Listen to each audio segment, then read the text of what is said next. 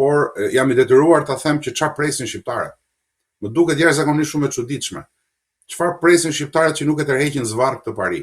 Çfarë presin shqiptarët që nuk reagojnë me një forcë të tmerrshme? Ata shqiptarë të cilët vrasin për një fjalë goje, të cilët dikur kanë derin, të cilët dikur ruanin imazhin e vet si njerëz të besës, të fjalës, të erzit, të fytyrës, ku janë? Ku është ky erz dhe ku është kjo fytyrë sot? Ku e kanë? Sepse sot po I marrin zvarr, po I tërheqin zvarr, po I quajnë sklever haptazi, po ju krijojnë republika të pa imagjinueshme brenda për brenda, shtete të pa imagjinueshme brenda për brenda, po I vjedhin, po I plaçkisin, po I trajtojnë si sklever, po I nxjerrin shesh dhe po I thonë se kaq merrni, kuptoni ju, po I japin nga një flamingo në dorë dhe po I thonë ja, protestoni se për këto duhet protestoni, se kaq kuptoni, popull ignorant jeni, dhe nuk reagon kush. Nuk reagon kush me atë nervin e shqiptarit. Kjo më duket jashtëzakonisht e pa imagjinueshme dhe nëse ka ende shqiptar në Shqipëri, ndjehen kështu si puna ime. Ndërkohë që kemi një ndarje fetare me vija fort të qarta, e cila po shkon drejt një përplasje të frikshme, siç duket qartë edhe me deklarimin e fundit të ashtu quajturit shteti Bektashi, duket qesharake që grupimet në protest të bëjnë sherrë për çështje mikrofoni apo për çështje dytësore. Kjo tregon papjekurinë e disave dhe tregon edhe gjithashtu edhe mënyrën se si Paria e Tiranës po përpiqet ta minojë protestën dhe ta kthejë protestën në një vegël për qëllimet e saj. Ajo që duhet, ajo që unë do t'ju thoja të gjithë atyre që janë protestë, por dhe të gjithë shqiptarëve, është sa vijon. Momenti ku është Shqipëria sot është nga më delikatët, ndoshta edhe më delikati në historinë e shqiptarëve. Shqiptarët rrezikojnë të zhduken nga shumë lloje të ndryshme rreziqesh dhe rreziku më I fundit është coptimi me kantone, coptimi me shtete të ndryshme, të bazuara në fe, të bazuara në grupe etnike e të tjera, sepse siç mund ta keni parë, shteti Bektashi është vetëm hapi I parë, një organizëm sovran brenda për brenda asaj që duhet të ishte sovraniteti I Shqipërisë. Nesër nuk e pengon gjë, asgjë nuk do ta pengonte nesër mbas shtetit Bektashi, krijimin e një shteti tjetër, në një kantoni tjetër katolik në veri, një kantoni tjetër vllah në jug, të cilët janë bërë gati, dhe kjo legjitimon në mënyrën më të tmerrshme dhe më të frikshme të ashtu quajturin Vorjo Epirin. Pra, këtu ka disa gjëra që po shkojnë jashtëzakonisht shumë keq, që po duken qartë siç u kemi paralajmëruar. Shqiptarët nëse nuk rebelohen sot, do të ngelin sklever për shumë gjenerata dhe ndoshta dhe nocioni I qenit shqiptar do të ndryshojë përfundimisht, sepse nuk mundet më që Shqipëria të jetë një vend ku çdo gjë ecën përpara, ku eksperimente të frikshme ecin përpara dhe ku shqiptarët janë tani më në një pakicë. Pra, ne na duhet shteti I ri I shqiptarëve dhe për të pasur, siç thonë në protest, dhe për të pasur këtë shtet të ri, për të pasur këtë republikë të re apo Shqipëri të re, siç e quajnë ata, sot është momenti për rebelim, sot është momenti për të ngritur, përndryshe të gjitha fjalët janë kot, përndryshe të gjitha gjërat që thonë njerëzit në rrjetet sociale janë kot, këtu ndahet shapi nga sheqeri.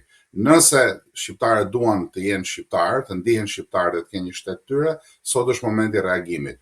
Përndryshe le të merren me sherrë të vogla, me probleme të vogla, le të fillojnë dhe të nxjerrin se kanë dalë shpjegime nga më të ndryshme tani për çfarë duhet, për atë që ecin përpara, dhe le të vazhdojnë të protestojnë për flamingot, të cilat me sa duket I duan më shumë se sa vetja.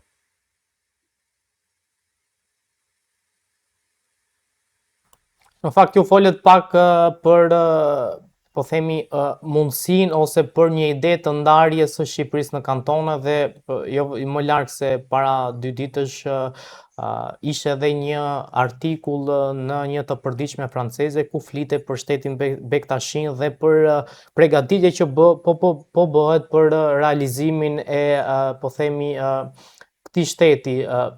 A është kjo një paralajmërim se me krijimin e shtetit Bektashi mund të krijohen shtete të tjera brenda shtetit shqiptar dhe sa e dëmshme është kjo për mirëqenien dhe harmoninë edhe fetare të shqiptarëve?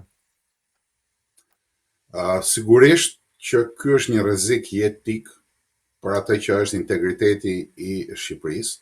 Çdo kush me dy parë mend në kokë kupton këtë dhe gazeta franceze sigurisht që e vinte në dyshim këtë pa asnjë lloj dyshimi, që e vinte në dukje këtë pa asnjë lloj dyshimi. Tani problemi është pak më i gjerë se sa aq. Shteti Bektashi Pikës pari nuk është një projekt i kësaj qeverisë së fundit vetëm, është një projekt i filluar në kohën e Ilir Mendës, është një projekt që është përgatitur prej disa dekadash, ku janë dërguar njerëzit për të parë se si funksionojnë patrikanat, Stamboll etj. Dhe mbasi është bërë kjo, janë përgatitur kushtet, terreni dhe tani po i shërben Paris si një mënyrë për të hequr vëmendjen, si një mënyrë për të mbuluar disa nga poshtërsitë dhe krimet e veta dhe një mënyrë për të kontrolluar Shqipërinë. Ajo që duhet parë me shumë vëmendje dhe duhet parë me shumë qartësi nga të gjithë njerëzit, nga ata që shohin, kjo nuk mund të konsiderohet më si një diçka që hamase në Shqipëri çdo gjë 3 ditë zgjat, si një çudi, sepse vetëm sklevrit jetojnë ashtu. Shqiptarët tani më janë përballë fakteve të kryera. Nuk është më projekti i kantoneve, është ajo që po realizohet, po ndahet Shqipëria në kantone. Nuk është më thjesht një projekt teorik, është një projekt praktik, është një projekt që po i ndan shqiptarët në zona të ndryshme, është një projekt me aktorë të ndryshëm, i cili në kushtet e sotme nuk ka gjas që të kaloj kaq kollaj, që të kaloj paqësisht, por përkundrazi ka shumë e shumë gjasa që të shkojnë në një konflikt të frikshëm,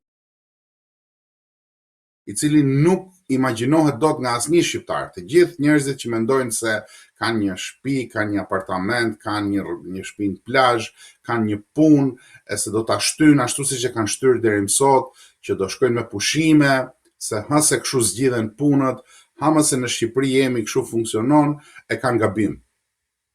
E kanë gabim sepse nuk mund të shkojë më tepër kjo punë në këtë lloj mënyre pa pasur konsekuenca të qarta.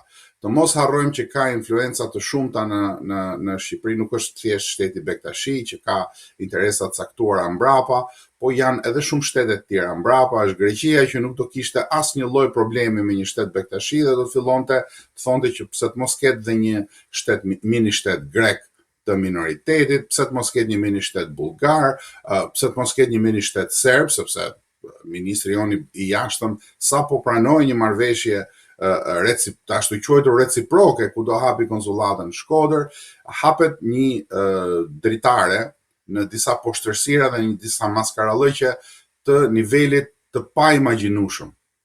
Pra, sigurisht që rrezikohet Shqipëria, sigurisht që shqiptarët janë të rrezikuar dhe kanë qenë prej 25-30 vitesh të rrezikuar nga kjo pari anti-shqiptare, shqiptarizuese, dhe koha për të vepruar është sot. Përndryshe ne gjithë lodhemi kot, përndryshe të gjithë ata që mendojnë që i kanë zgjidhur problemet, do ta gjejnë veten në një pozicion që nuk ju ka shkuar mendja sot e 30 vite dhe do të jenë të skllavëruar dhe pa asnjë lloj mjet rrugdalje dhe do të thonë që si na ndodhi kjo punë kështu. Kur ta thonë, ajo që do të ishte paradoksi do ishte që ju a kemi thënë prej disa viteve po askush nuk do ta pranoj, e megjithatë kjo nuk është kënaqësi për mua. Kjo nuk ndjej ndonjë kënaqësi që e kam parashikuar që do të më rrihet këtu, përkundrazi ndjej një dhimbje shumë të madhe. Unë besoj, siç e kam thënë dhe më parë, se në protestë ka disa grupe të cilat kanë interesa të ndryshme, dhe interesat e ndryshme i bëjnë që të përplasen. Një pjesë e mirë atyre grupeve kanë interesa jo gjenuine të protestës. Sigurisht që janë grupime me interesa nga Paria e Tiranës, të cilat kanë edhe objektiva që të provokojnë, që të minojnë frymën e protestës. Kjo është njëri nga shpjegimet që mund të jepet kësaj çështje. Përplasjet janë jo të duhura, përplasjet janë shenjë që protesta nuk po din të ecë përpara aty ku duhet. Dhe unë do ta ktheja këtë në një çështje e cila ka të bëjë me objektivin real të gjithë shqiptarëve, që sot duhet të jetë të shpëtojmë Shqipërinë. në një kohë kur kemi një pari të Tiranës super të korruptuar, e cila me bashkëpunim po shet Shqipërinë copa.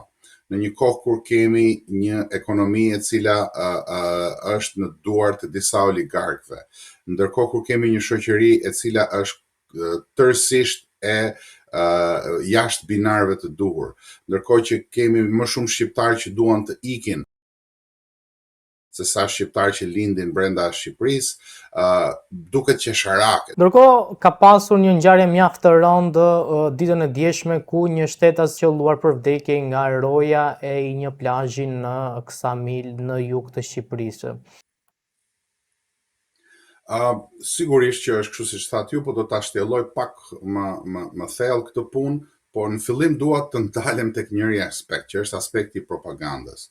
Në Shqipëri këto gjëra ndodhen rregullisht dhe kalohen nëpër media me një propagandë jashtëzakonisht shumë të sofistikuar. Fillimisht ishte shtetas francez, pastaj u bë shtetas portugez. Fillimisht ishte një vrasës, pastaj u bën 2, pastaj dolën 11 bashkëpunëtor. Të gjitha organet e shtypit dhe të medias kopjojnë njëri tjetrin duke kaluar nga dega në deg, nga ferra në ferr, thjesht për të fshehur atë lepurin e madh që fshihet pas gjithë kësaj, i cili është pikërisht ajo që thatë ju dhe tani do ta shtjelloj cili është lepuri. Shteti shqiptar është një shtet kriminal, i sunduar nga interesa kriminale, ku gjenden jashtëzakonisht shumë mirë të gjithë kriminalet e të gjithë botës, i cili është tani më nën pronësinë e sindikatës ndërkombëtare të krimit. Këtë duhet ta kuptojnë shqiptarët dhe t'i lënë ato budallallëqet e turizmi elitar apo turizmi me buke domate, e të gjitha gjërat të tilla në një vend që duhet të preokupohej, duhet të shqetësohej për atë që është ekzistenca e vet, mbijetesa e vet në këtë sistem ndërkombëtar dhe në këtë sistem ekonomik. Pra, çdo hallk e shtetit funksionon në mënyrë që t'i shërbej sindikatës ndërkombëtare të krimit, që është pronari real, dhe bashkëpunon thellësisht, është e kapur dhe e integruar tashmë me grupe të ndryshme të forta kriminale, të cilat sigurisht që janë ligji, sigurisht që janë ekonomia, sigurisht që kanë shpëlar para, sigurisht që nuk më habit fare mua fakti që në Ksamil pronari i hotelit është super kriminal dhe të gjithë njerëzit që ka punësuar janë pjesë të grupit vet kriminal. Nuk është as pak as e pazakon, as e çuditshme për Shqipërinë, përkundrazi është tejet normale. Ky është normaliteti që jetojnë njerëzit në Shqipëri. Pra dua t'i ftoj ta kuptojnë këtë dhe ta shohin veten pasqyrë. Ky është normaliteti kriminal që jetojnë të gjithë shqiptarët.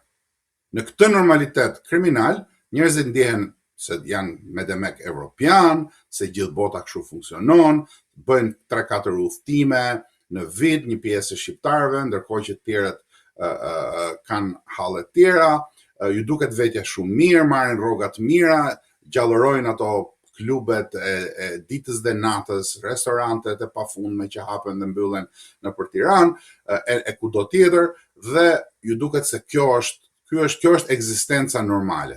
Në qoftë se kjo është ekzistencë normale, atëherë shqiptarët janë njësuar me krimin, janë njësuar me atë shtetin kriminal, me ata plerat e kombit që janë paria e Tiranës, të cilët jo vetëm që duhet mos ishin aty ku janë, por duhen tërhequr zvarr. Duhen tërhequr zvarr për gjithë të që i kanë bërë shqiptarëve, duke i gënjur, duke ju thënë që ha mos e kështu mirë jeni, ha mos e ja ku i keni zgjidhjet, bëj edhe ti një pislëk të vogël, hajtë se mbijetojmë, hajtë se gjithë me njëri tjetrin do t'i zgjidhin punët, ndërkohë që i kanë krijuar këtë lloj shoqërie, e cila nuk ekziston edhe në Hënë po të shkosh, edhe në Mars po të shkosh, nuk ka eksperiment kaq të frikshëm kriminal sa është Shqipëria, e cila tani më po shpërbëhet copa. Po shpërbëjnë copa dhe le të thonë sa të duan që ky lloj vizioni është një vizion që nuk qëndron, se ne jemi mirë e të tjerë. Kjo që po them tani është jo vetëm realiteti, por realiteti i hidhur dhe i frikshëm. Dhe mungesa e reagimit ndaj këtij realitetit frikshëm nuk ka të bëjë thjesht me një kriminal rruge, i cili ashtu është mësuar ai ta kryej detyrën e vet, sepse normalisht brenda asaj shoqërie jeton. Në Shqipëri ka probleme shoqërore jashtëzakonisht shumë të forta, ke rinin që po edukohet me këtë lloj fryme të krimit. Keni rinin edhe ata që shkojnë nëpër shkolla jashtë dhe që kthehen pastaj, dhe ata me këtë lloj fryme po edukohen. Me frymën që bjerit i biem, merr çat marrësh, vjedh çat vjedhësh, kap çat kapësh,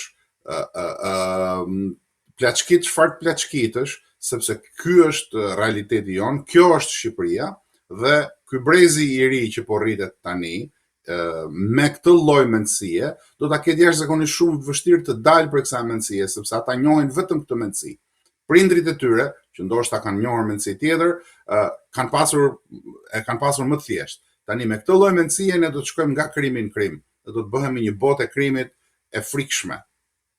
Ky është llumi ku notojnë shqiptarët, të cilëve ju duket se po jetojnë në luks, sepse e kanë apartamentin shumë më të mirë se sa kanë menduar ndonjëherë në jetën e vet, dhe e kanë rregulluar atë me modën e fundit të kuzhinave Scavolini. Së shpejti pritet që ambasadori amerikan që do të jetë, po themi, në Shqipëri, Eric Wendt, do të vijë së shpejti në shtator. Çfarë mendoni se do të sjell ardhja e tij në Shqipëri, qoftë për klimën politike, po qoftë edhe për interesat e amerikanëve në vendin tonë? Unë kam thënë edhe në një dalje tjetër, ambasadori Wendt që po vjen është një figurë me jashtëzakonisht shumë eksperiencë, është një ish ushtarak, po që ka pasur një eksperiencë jashtëzakonisht shumë të gjatë edhe në diplomaci.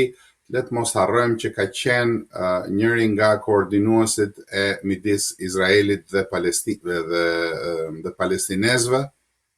Pra është një njeri që ka eksperiencë të gjatë si në diplomaci, edhe në çështjet ushtarake, por edhe në çështjet e Këshillit Sigurisë Kombëtare të Shtëpisë Bardhë. Pra, është një person që vjen në Shqipëri me ide të qarta, besoj unë, që do të përfaqësoj shtetin amerikan dhe personalisht presidentin Trump, që do t'i thot gjërat shumë më hapur se sa i thot ambasada sot, sepse ka arsye objektive për këtë. Një ngarkuar me punë është punonjës burokrat në cilin do vend, pavarësisht se kryejnë detyrën, nuk kanë të njëjtin tagër siç e ka një ambasador, i cili është konfirmuar nga senati e të tjerë. Unë mendoj që ambasadori Wendt do të vijë në Shqipëri për të garantuar që interesat e Shtetit Bashkuar të Amerikës nuk do të preken dhe nuk do të cënohen, dhe do të ketë një mënyrë të drejtë për drejtë shprehjeje dhe nuk do t'i bjerë anësh gjërave. Siç kam thënë dhe më parë, Shqipëria është sot në një situatë jashtëzakonisht shumë të rëndë. Njerëzit mund mos ta kuptojnë, po jemi në prag të një konflikti të tmerrshëm, siç e thash pak më parë, me baza sektare, fetare e të gjitha llojeve të tjera, në bazë edhe të asaj që ndodh jashtë territorit të Shqipërisë, sepse ka disa interesa që po fryhen sepse i interesojnë shumë kujt. Dhe pra jemi në një gjendje pak a shumë si kemi qenë në 96-ën, në atë kohë kur erdhi në Shqipëri ambasadorja Marisa Elino, dhe unë pres një diçka të ngjashme nga ambasadori Wendt, pres një mënyrë të drejtë për drejtë shprehuri, por sigurisht që duhet t'i japim kohë që të vijë dhe ta njohë terrenin, pavarësisht se jam i bindur që njeh shumë çka, por zakonisht në diplomaci funksionon që muajt e parë, javët e para përdoren për të njohur personazhet, terrenin, për të pasur një kontakte të drejtë për drejta me ta. Do të na duhet të shohim me shumë kujdes se cilat janë kontaktet e tij dhe ku do të japë ai sinjalet për interesat e Shtetit Bashkuar të Amerikës, sepse kjo do të na tregojë shumë çka për parinë e Tiranës. Çfarë po ndodh në Kosovë dhe me padësinë e shtetit Kosovës, politikës Kosovës për zgjedhur presidentën e ardhshme, duket se mund të shkohet në zgjedhje parakoshme? Siç e kam thënë edhe herë të tjera, gjendja në Kosovë është e vajtueshme. Kosova është në një situatë jashtëzakonisht shumë delikate dhe ka disa kohë që është një situatë të tillë. Në këtë situatë, detyra e qeverisë aktuale është të gjejë mënyrën e një bashkëpunimi të gjerë. Unë vazhdoj ta them dhe sa herë që ju do më pyesni, unë do t'jap pak a shumë të njëjtën përgjigje. Detyra e qeverisjes aktuale është që të gjejë një konsensus të gjerë, sepse Kosova rrezikohet në shumë anë.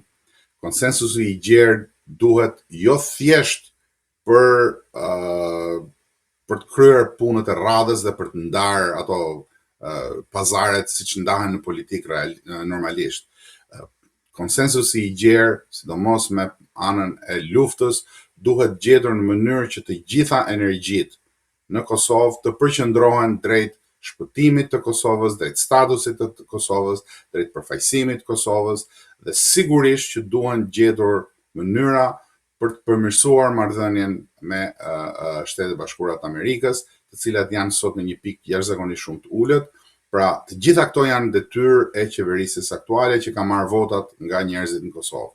Sigurisht që fitojnë legitimitetin disa herë tani më me vota, por kjo nuk mjafton. Populli i Kosovës nuk e ka zgjedhur qeverisjen aktuale për të ndenjur në pushtet, e ka zgjedhur për t'i dhënë zgjidhje problemeve madhore të Kosovës, dhe problemi madhor i Kosovës sot është zgjidhja e statusit, i cili është në një fazë shumë delikate, është në një balancë jashtëzakonisht shumë të brisht, dhe duke qenë që balanca është kaq e brisht, duhet që të gjitha energjitë të përqendrohen, të gjitha të jenë të përbashkëta dhe të mos merren me cicmice për një post apo për një tjetër. Të ketë një strategji të përgjithshme të shtetit në Kosovë, të qeverisjes në Kosovë bashkë me opozitën, ku të kenë jo vetëm emrat për postet, po të kenë një strategji të qartë se si do t'i qasen marrëdhënieve me aleatët tanë, të cilat janë kyçe në zgjidhjen e çështjes Kosovës me Shtetet Bashkuara të Amerikës, si do t'i qasen problemit të rigjallërimit ushtarak të Serbisë dhe të tjera. Pra, duhet një qasje profesionale. Mirërisht nuk e kam parë këtë. Sigurisht që në Kosovë nuk është vetëm pala e qeverisjes, janë dhe palët e tjera, por i takon qeverisjes përgjegjësia finale, fundore, që të gjej konsensusin e përbashkët. Nuk ka më asnjë lloj justifikimi. Ata po sillen si njerëz të pushtetit dhe jo të njerëz që kanë ndërmend interesin e Kosovës. Duhet që të ulen të gjithë bashkë dhe të gjejnë një qeveri të përgjithshme, një qeveri të përbashkët, me një president konsensual, të cilët të mos lëvizin më derisa të zgjidhet çështja e Kosovës. Sepse këto zgjedhje dhe këto manovrat e vogla, cicmicet për kush e ka gardhin pak më tutje, kush e ka gardhin pak më në brendësi, janë të gjitha të pafrytshme, të gjitha tregojnë që në Kosovë ka probleme reale, ka ndasi reale, të cilat po fryen nga shumë anë, ka ndërhyrje të mëdha të shërbimeve, kryesisht serbe, po të gjitha llojeve të shërbimeve. Pra, jemi në një pikë ku nuk mban më ujë pilafi dhe do t'i bëja një thirrje të jashtëzakonisht shumë të fortë qeverisjes në Kosovë që të sillen në mënyrë kombëtare dhe jo në mënyrë pushtetare.